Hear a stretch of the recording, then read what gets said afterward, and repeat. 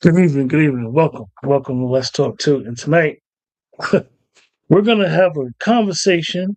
Man, Mr. Jhamar Youngblood, who is running for mayor of Newark, New Jersey. Very, very interesting. He is along the line of a bunch of candidates that I had wanted to interview, not that I particularly have what we call a dog in the fight. But sometimes, as of right now, I don't know what's going on with the debate situation, and it's a lot of candidates running.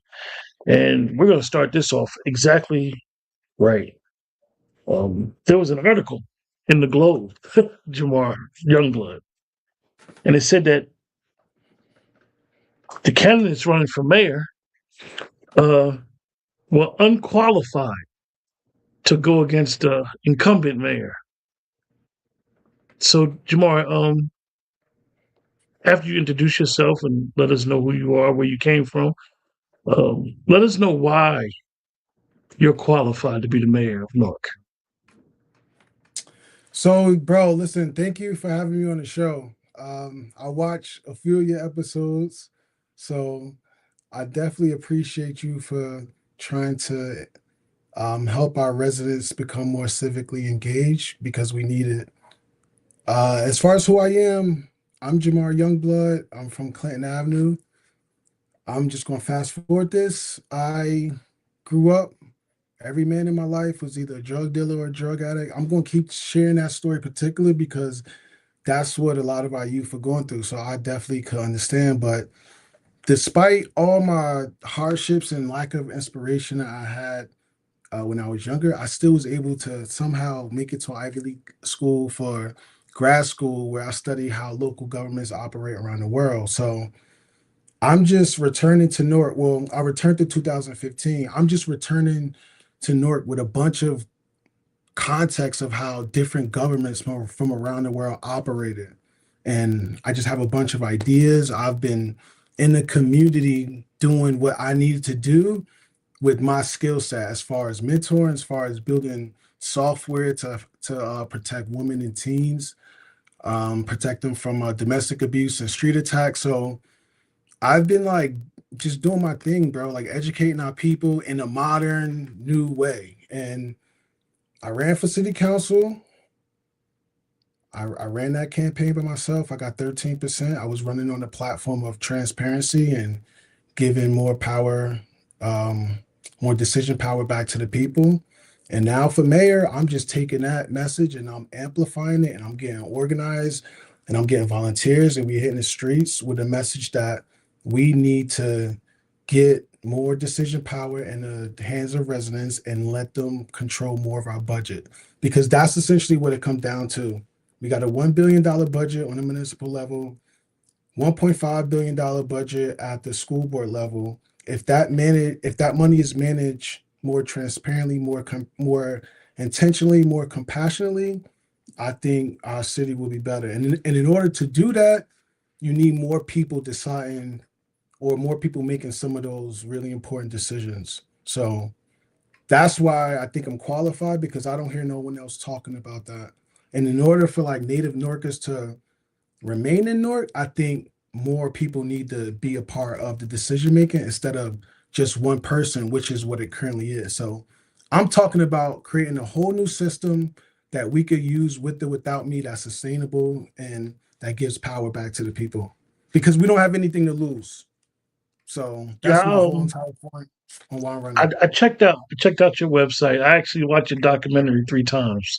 As a Oh, thank student, you. of history, I was very impressed that you really went back and explained the historical context of the city, and to get some people to understand that for a lot of the Native Americans, Native Black Americans, definitely to understand that they still have a stake in the city and understand why they have a stake in the city, as well as the Portuguese families. Newark is a very interesting place when it comes to, and we always hear the word whether people like it or dislike it. It's a very diverse city with a lot of different stuff going on in different areas of the city, and everybody should be prideful.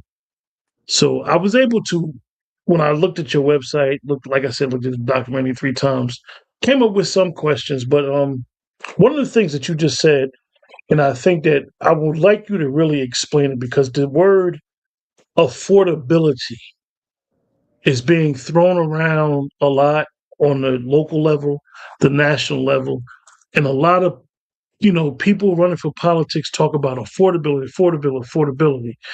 And you've seen boots on the ground where it's not affordable for a native Norker to continue to live in Newark with the housing situation going on. Prices is going up if you don't own a home for rent, where you hear it, people are being pushed out or feel like they're being pushed out.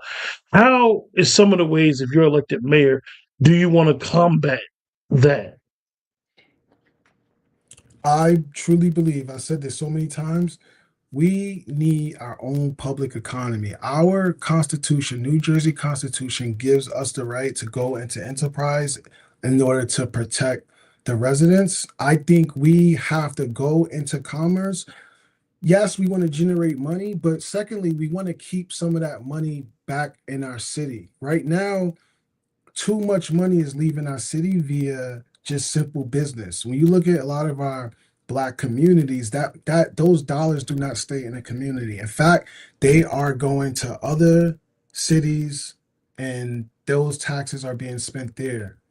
So we need to figure out our economics, and our constitution gives us the right to do so. So if we can do that, we can provide jobs and we can be into business or like be involved in a commerce with the goal of to just provide an exchange of like essentials and not exploitation, which that's what's going on in a lot of our communities. We are being exploited by these businesses, whether it's slumlords, whether it's grocery stores who want to charge 10 times the amount of things. Like, we need to use our powers to provide basic commerce to our residents to keep prices low and maybe to be able to produce things of mass quality that we can sell to other municipalities or other people as well. So we can make money, we can keep costs low, we can create jobs. We just need more innovation and to like stop relying on the federal government and the state for everything. We got to think entrepreneurial, I think, And to that and generate that more is part of cash.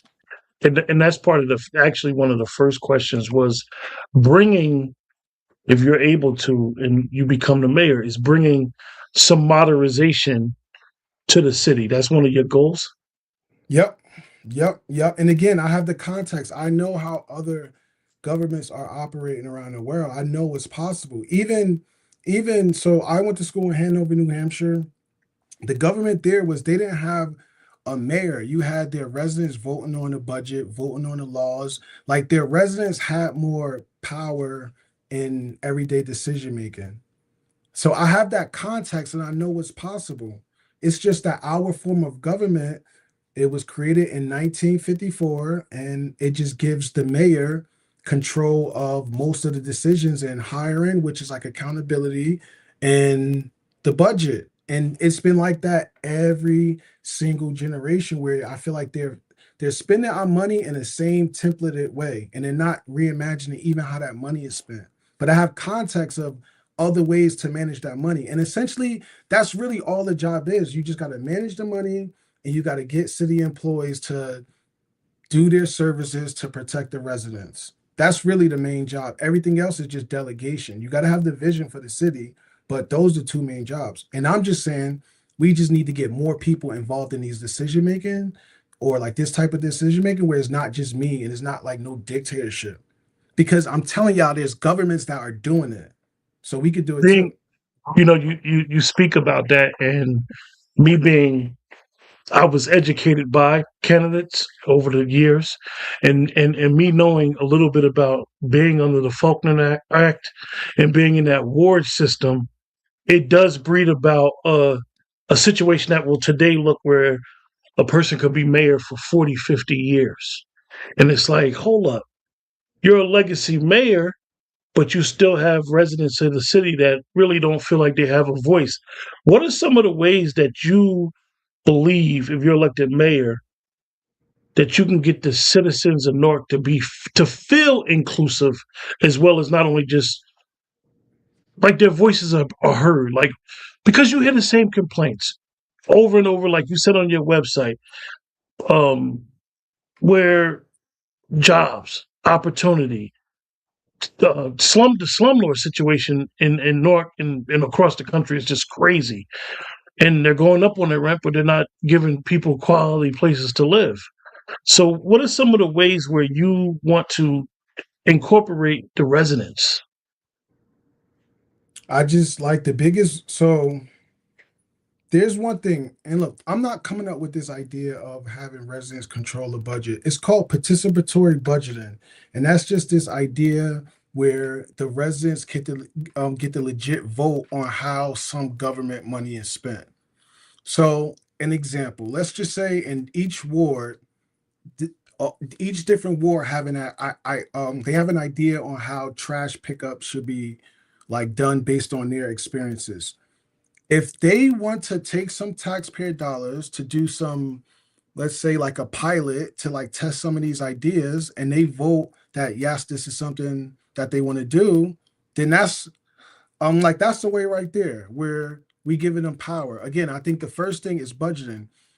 After that, we need to figure out a feedback loop where residents are in constant communication with our local government. I'm thinking it's a centralized platform where everybody, and again, I don't want this to sound like too utopian, but I think we need to use technology. So the same way everyone is using Facebook, I think we should have our own version of that for Nord, where you got profiles where you giving us like your needs at the moment. Because at the end of the day, I feel like if we know what the needs are of the people, we could probably solve them faster and we could probably predict if they would come again. So we just need to collect better data from our residents so we could be more proactive and innovative on how we solving some of these issues. And there's so many ways we could do that, but the two simple ways is a one centralized platform where we can always be in a contact with the residents.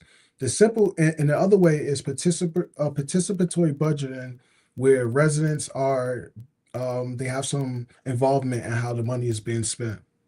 So those two Yeah, ways, one, but there's so many other ways, bro. But like those two yeah, ways are the ones that come off my mind right now.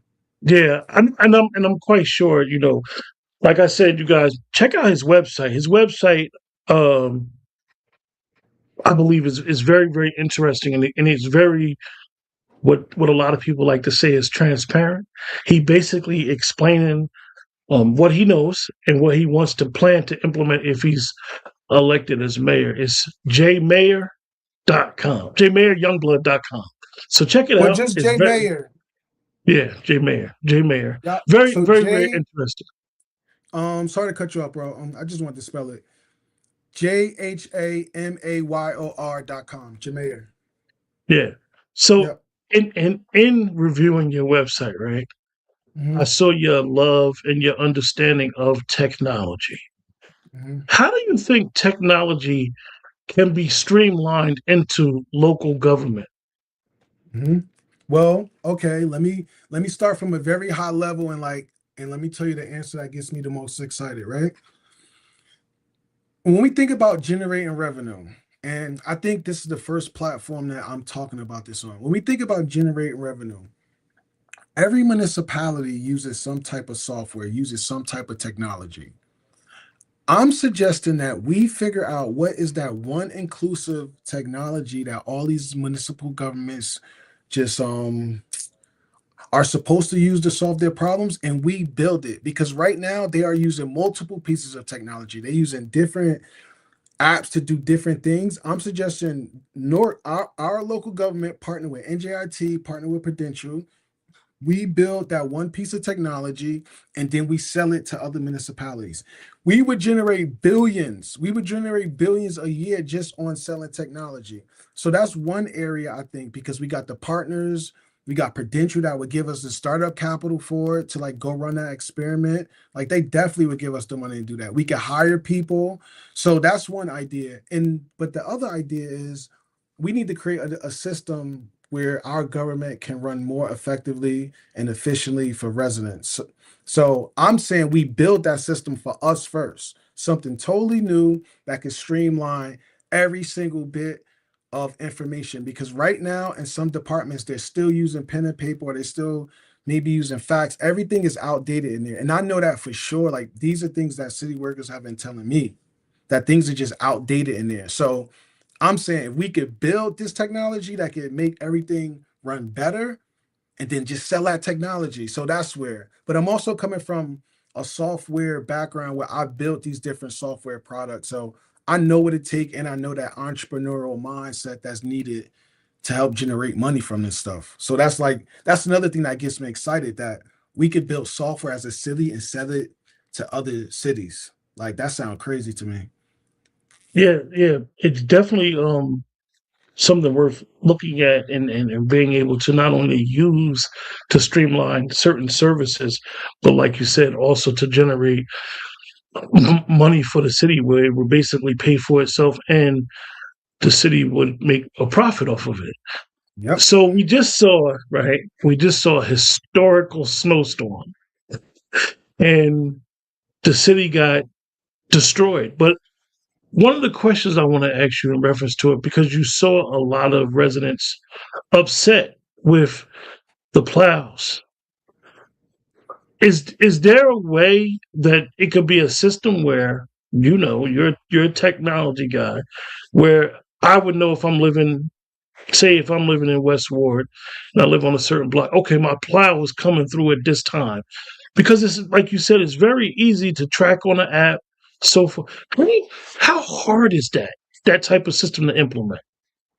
It's not hard because the mayor of New York, they said they're using a similar system, but New York is way bigger, and they still probably had some difficulties because that's a, that city is nothing like ours, but they use that technology, and I know it would be easier to track because we're in a smaller area. So yes, but I'm telling you, I don't think we have that type of thinking. I'm I'm not even trying to call out a certain department. I just don't think our department heads are thinking like that, because again, they're still doing the same things that have been done in previous decades. Like we just keep doing the same thing year after year. It's rare that we like switch things up in our local government. So that stuff is not hard. Like it's Yeah, definitely not hard. it's very interesting when you think about it that you should be able to go right on an app or right into the website of your local government and be like, well, when my garbage getting picked up, okay, the truck is around the corner. If I got anything on the side of my house, let me run out there real quick and pick it up, throw it out there. It seems like it would be all the cities would do that, definitely the major cities. Let me ask you about North 30. Explain North 30. So I I touched on this a little bit earlier. I feel like the two biggest issues right now in our city is that number one, our residents do not have trust in City Hall. I think that's a real big problem. I think the second thing is we rely too much funding, or we rely too much on the state and the federal government for funding. So North 30 is a plan to help us become transparent and self-sufficient by the year 2030. It's just a 4-year plan to get us prepared to be in a position to really start implementing some self-sufficient strategies, which is, let's think about Newark first, right? It's just like every dollar we spend, how can that dollar be like, how can every dollar spent help a Newark resident? Like, let's just start thinking about being self-sufficient. Can we grow our own food? Can we produce our own jobs? Can can like residents grow up here and be able to have a career, a family, and a house? Like, is that pipeline available? So I think our self-sufficiency is important if we want to keep North North. If we want North to become its own new thing where the people who had control, and when I say people, like the people who've been in North for the past several decades who created that culture, if we still want some of that to remain, I think we have to innovate and we have to be self-sufficient and we have to be self-sufficient.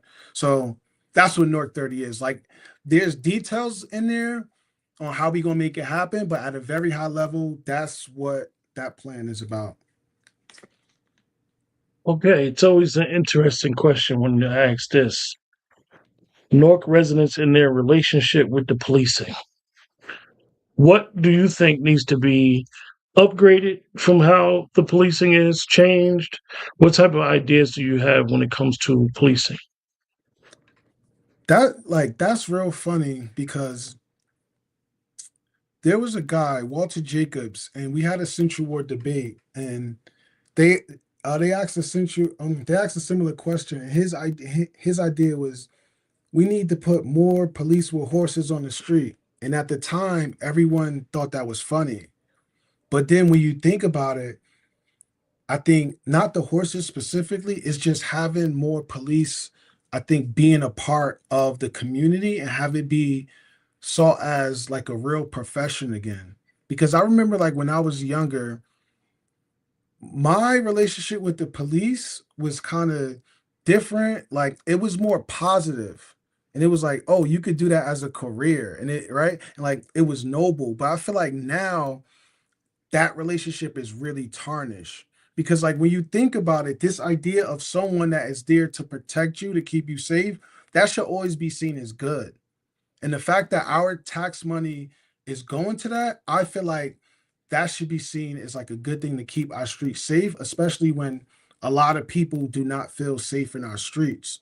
So if we spending that much money on policing, I feel like we should be able to reimagine it where those positions are people in the community that people actually know or people that probably live around them, and how and just figuring out ways to incentivize that. How do we incentivize our people to want to be people that want to protect their communities? I think we just need to reimagine that because we spend a lot of money on keeping us protected. Can that money be spent in other ways that could produce different types of human beings? Maybe. It's an interesting thing when you talk about community policing and then a Mhm. disconnect, but it's like everybody, whether you know somebody directly, is always there like a 6 degrees of separation. I don't know you, but I went to school with your cousin, and your cousin went to Central. You might have went to Shabazz, and oh yeah, yeah, I know since he went to West Side. So it's always a very intricate thing because you know the wards s- are separate, but it's like I'm just going to go like 10 minutes down this block. I'm gonna be in this West Ward, coming from Central Ward or whatever. What are you? What's your ideas and what's your thoughts on the infamous tax abatements? Yeah. Just tax abatements, just from a general perspective, it's a tool that's supposed to be used to get people to invest in your city and build in your city. Um, I think it comes down to where that like how much is that investment?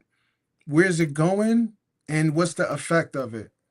I think the public don't know those decisions. And I think that's the problem. We don't know where that money is really getting invested, who got the kickback, why is 30 years, like what's the finances around. We don't know. We just know that they approved this deal. So if used strategically and used effectively, it sounds in theory like a great tool. But if the public don't have no decision making over who gets the tax abatements, who knows? Like, what if we can give tax abatements to, I don't know, like people who believe that slumlords should not exist? Like, what if it's a nonprofit out? And again, I'm just spitballing ideas because you and I just chatting, and I'm just talking to you like we just chatting right now because like that's what I feel like. Because you just asked me, I think it's a pretty broad question, but I got a lot of Yeah, ideas on it. You know what I mean? So yeah. I'm just going to chat like, what if it's a researcher out there or someone who wants to invest in providing homes for people that's living in poverty and they want to do research and it's like we like, yo, we got a tax abatement for you. And now it's like they want to get something out of it. We want to get something out of it. It's like a better partnership. If those tax abatements were used to create better partnerships between the people of Newark and whatever businesses want to come in, I think is good. But if it's being used to only benefit a few people, I don't like, we all know that's not good because they're not coming into Newark with the intention of actually helping people. They're coming to Newark with the intention of making money. And I'm not against making money, but I'm just trying to say, as mayor, I hope residents will want someone in there that wants to protect them from people who just want to come in here and make money. And a lot of times, like you said, because of deals and tax abatements, and you want to create sustainable partnerships where the residents don't want to feel like it's being predatorial. Like, yo, we're getting something out of it. You got this company. I don't want to throw no names out there because it might be a company I'm mentioning. You know what I mean? But you got this company XYZ. They want to come to North. You want to give them a 10-year tax abatement. Are they employing North residents? Are they giving back to the community? And not just, for lack of better words, sucking the bloodline out of the city, taking, but not giving. So this is Yeah. important. So how you think the residents can be more inclusive in that decision making aspect? I think the How you government think, has to set it up. I personally feel like the government has to set it up because like we have so much passion that when we try to organize, it just excuse me, bro. When we try to organize, it, it just feels like we angrier than we actually are. It's just our passion is just like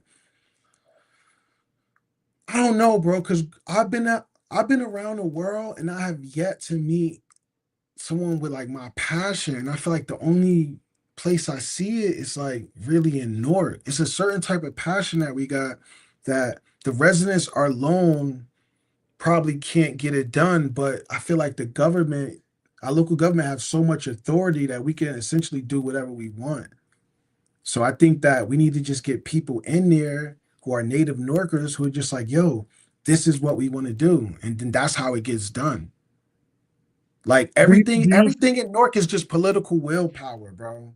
do you feel like when you look at yourself, not to pat yourself on the back, when you look at yourself like, look, I went to Louis J. Spencer, I went to St. Benedict's Prep, I went to Dartmouth, I'm an Ivy League grad, I'm from the mud, I'm from the brick. I'm the guy that I am the return on all y'all investment. Y'all invested in me. Let me help bring my ideas, bring my thoughts. Do you feel like they're looking at you like that? Or do you feel like they're looking at you like you're trying to shake what they got going on? It's probably, bro, it's probably both. But at the same time, I feel like there's a system that is above a lot of people. Like a lot of time when I be talking to our council members, they be looking at me like they get it, like they understand what I'm saying. But a lot of that just be because they want to keep their job, because they want to keep their connections.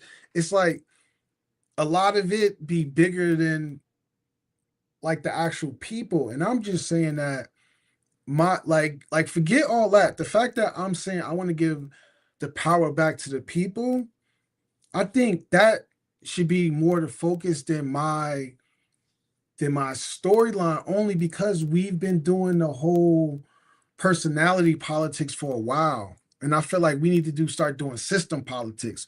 Who got the best system that's inclusive to everybody? And I understand personality matter. Like that's really low key why like I may keep my hair because it's interesting, right? Like it's interesting. My name is Jhamar Youngblood. It's interesting. Like it always been like that in Newark politics. It always been like some type of show. So now I just want to kind of change that. And going forward, I want people to evaluate candidates based on their intellect, based on their vision, based on how much integrity they got, and not how outspoken they are or how much they Would can you, like give a let me speech ask or you this. whatever. This is a question I just thought about. Did you have the opportunity to meet former Mayor Sharp James in his lifetime? No, I haven't met Sharp James, but my grandmother used to work at his campaign office on the Broad Street, and I used to be in there, but like I never met him. Okay, okay. It was just a question I wanted to ask because one of the things that a lot of people still hold him in very, very high regard. If you ever met him, talked to him, had a conversation with him. Let's see here. Hold on, brother. So when you talk about like feeling the disconnect with City Hall, I haven't lived down there in quite some time actually. I never knew about a disconnect. I'm quite sure a lot of older people told you, it was never no disconnect. Why do you think the disconnect happened? um, you gotta ask.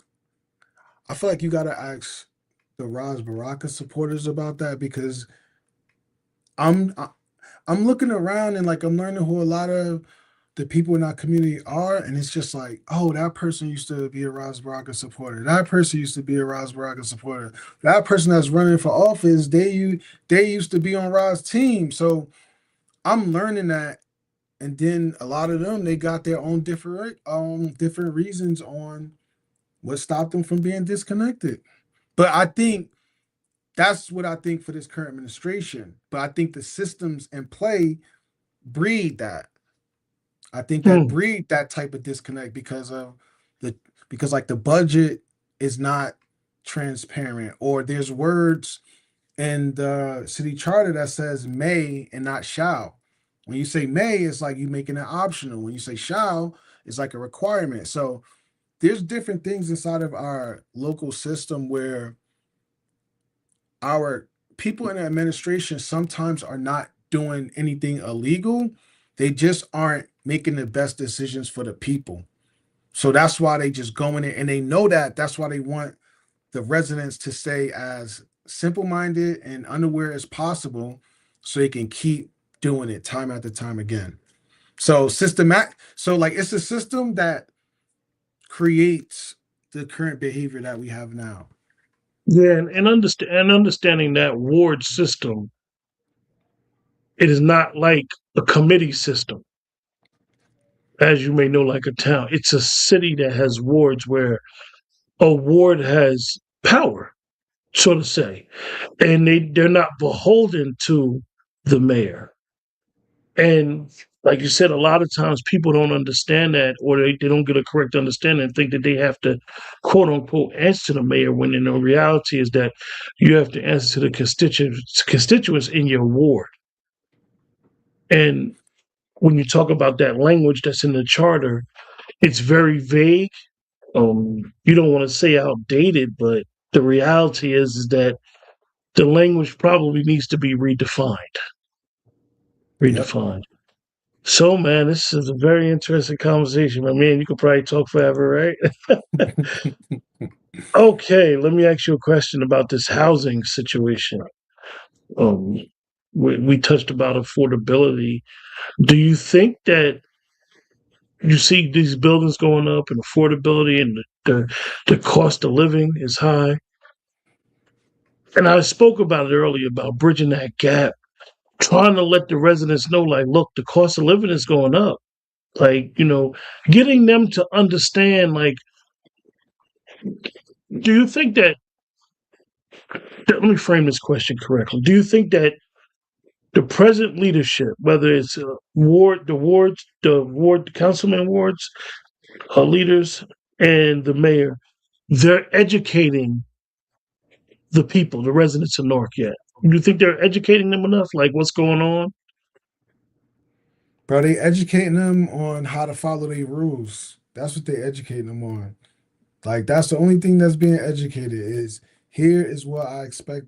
Here's what I expect of you. It's sort of like indoctrination. It's not education of their power. It's education over how to listen to me and my expectations.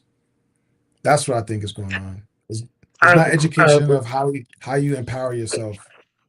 yeah, because a lot of times, for example, I'm gonna give you a question, a hypothetical question, but I want to see what you say here. Thinking about planning moving to North, Jamar. Wait, say that Give me again? 10. I'm thinking about planning. I'm moving down there, right? I'm gonna move to hmm North. hmm You're the mayor. hmm Sell me on moving to North.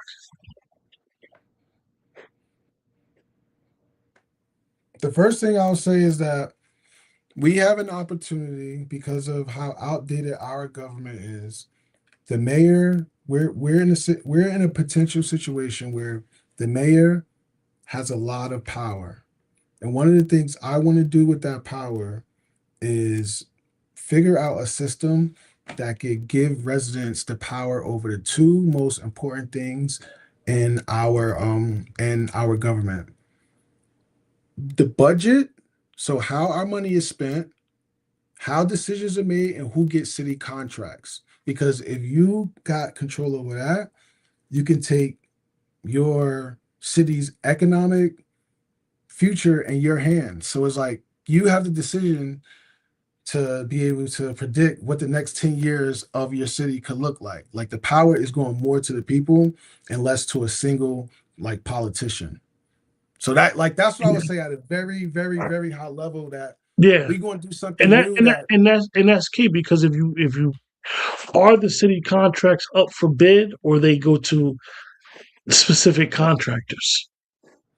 Is it transparent where the bid for a city contract, do all the constituents know? Like I know that they have the city hall meetings. Are they more closed door or are they open door meetings where bids for contracts is being given?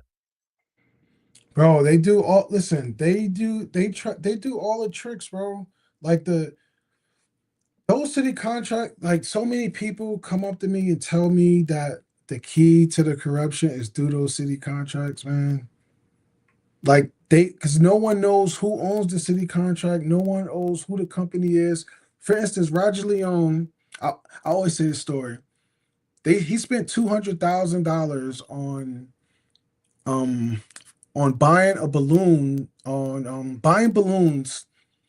I don't know which town or which city it was from. I think it was from like somewhere like in Belleville, but it was $200 to a company from buying balloons. And he's like, who is this company?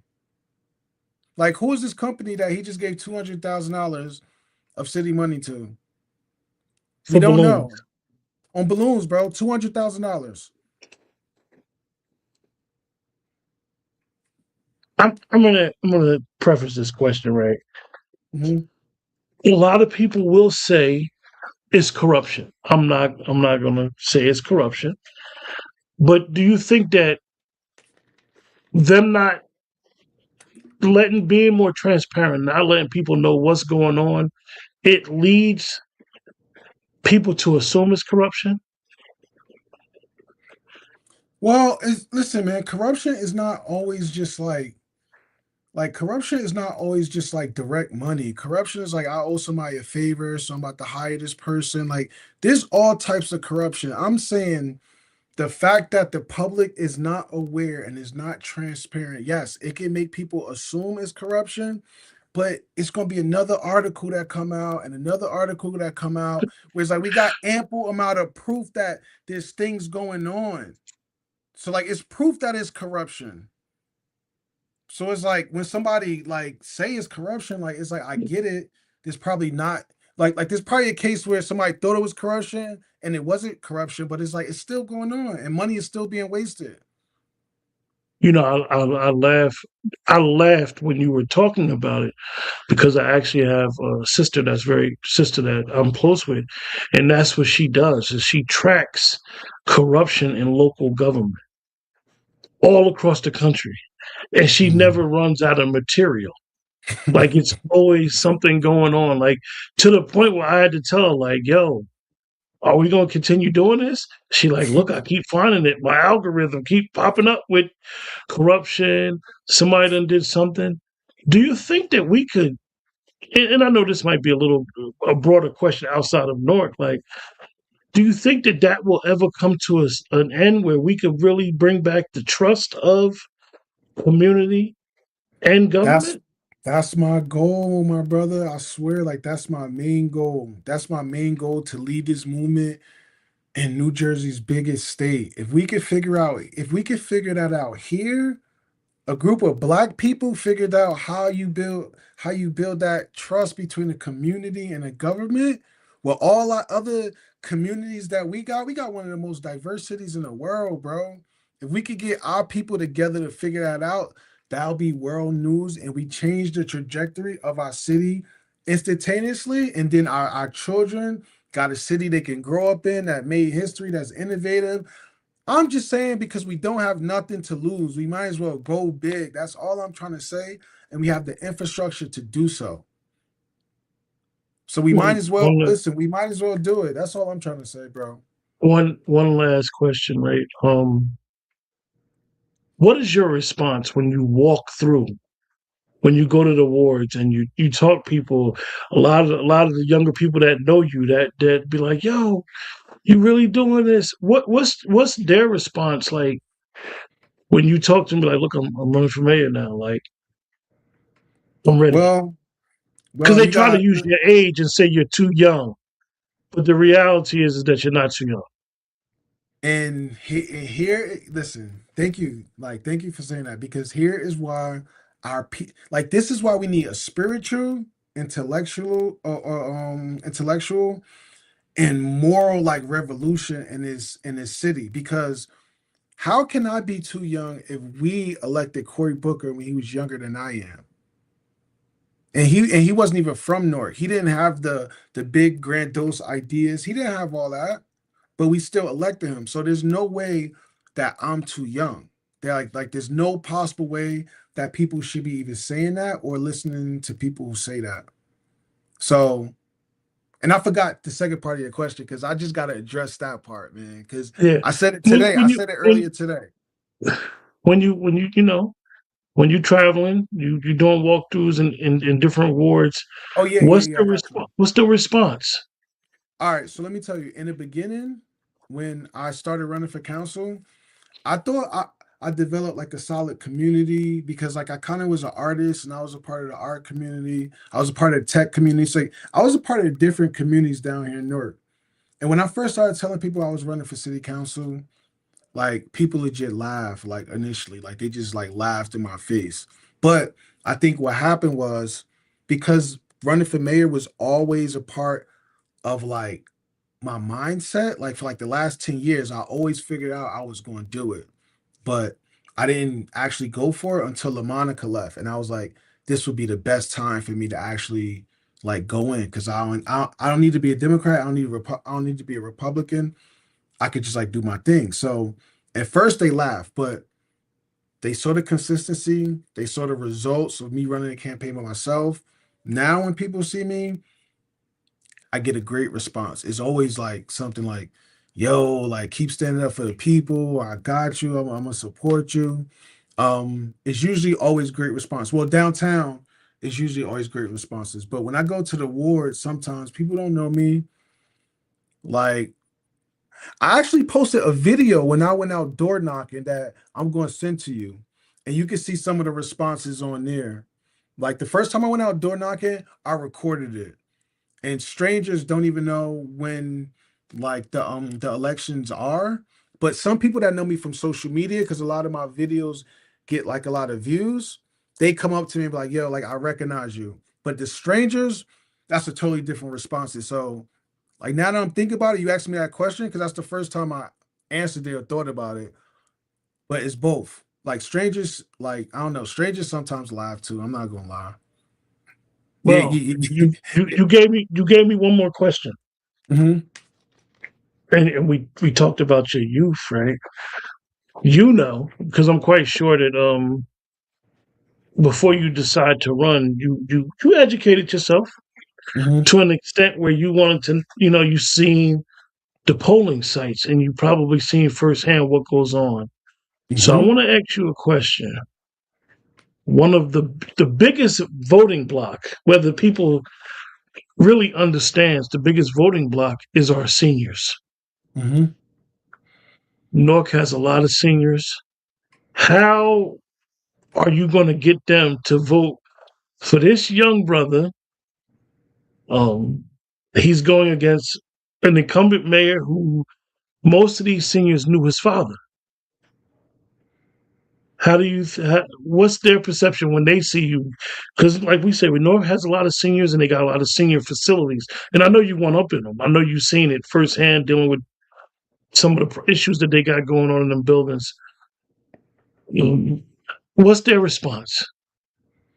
So my strategy is if someone is gung ho on Ras Baraka, I don't even like entertain it because then it's gonna become something that it shouldn't become. Hmm. Like right, like that always comes with like just like opinions and people saying stuff that I'm just not comfortable with. So that's whatever. Like it is what it is. But his voter turnout was so low that just as much seniors as there were that voted for him, there's a lot of seniors out there also that just aren't registered or didn't vote at all. Right? Because again, he went from 22,000 to 18,000 to 14,000. And there's a lot of people who are not happy with him. So I think I just have to let his supporters go to him, and then we need to figure out some new ways to get to those other seniors. And our campaign has slowly started, but we officially going to start very, very soon. And we have some strategies that we're going to try to get to those people who haven't been active. You know, they say a phrase. They say a phrase, a philosophy that they say, "Heavy is the head that wears the crown." And when you hear the constituents not happy with him, and then you're trying to get his job, right? And you put yourself. I know you done put yourself in his job and dealing with the problems, definitely the current problems that's going on with. And I'm not even going to get into ICE being in the city and, the policing, the Wally Bay situation. What do you think you would do if you was in his situation right now with everything that's going on? I think the first two things is communicate way better than he's been communicating. Like communication is really key, and sharing your decision making, like the reason why you could or can't do certain things, like what people's power is to get what they need to get done. I think just simple honesty, man. Because like you said, people want answers and they want them and they want public answers. Like you were at Delaney Hall, okay, but slumlords are refusing to give our tenants heat. Like where is the same energy for people who need the same type of attention? So why aren't you doing it? Like what's going on, Mr. Mayor? You are there to protect us. Why aren't you protecting us? So I think I'll start at those just basic questions because I told you I want to live stream as much as I possibly can. And I think by doing that, conversations with different people come into play that the public got access to, conversations with my team members come into play, where the residents will always know what is going on with our government because the mayor is showing us. Mm. Well, And again, that's a new way of thinking, that's a new way of governing, and that's what we should be investing in right now. Something new because we don't have a choice. We can't keep doing the same things and expecting some freaking miraculous recovery from all of our issues. We got to try something new. And ingenuity and innovation is a part of our culture as Native Black people. Like that's what we did to survive. Why? Like when did we stop? Like why? And that's the question for the seniors as well. It's like when did we stop? Like that's our thing. Do y'all feel like we've kept that going with all the resources that we got? An airport, we got we got a subway system, we got a train, we got roads, we got Branchbrook Park, NJIT. We got so many partners and so much infrastructure that our people should be living way better than they are. We're not in the middle of like, see, I'm not even gonna say that, but we have great infrastructure and we're in a great location. We have great ex-Norkers that's all doing their thing. They got different partnerships. Our relationship with Shakur Stevenson. Why is City Hall beefing with the best boxer in the world? You tell me that, bro. Why? That's ridiculous. That alone is crazy. So this is what we voting on. We voting on a new culture in our city, or do we want to keep doing the same thing? Because right now it's giving like mafia. It feel like we ran by like the mob or something. Like that's how people be and acting. you brought up Shakur Stevenson, and you know the story. I'm quite sure. Um, the city I've poured a heard some lot into calls. him. The city poured a lot into him. He's not somebody that just lived in Newark. He was poured into by the city. But great conversation, man, and really appreciate talking to you. Wait, but I had a wait, but like difficult, you, yeah, go I had ahead, a go ahead. difficult, I had a very difficult time talking to you Mm, because you remind me of someone, and I'm gonna tell you off air who you remind me of. But you remind me of someone that was very dear to me, and very dear to the city of Newark at one time. Um, mm.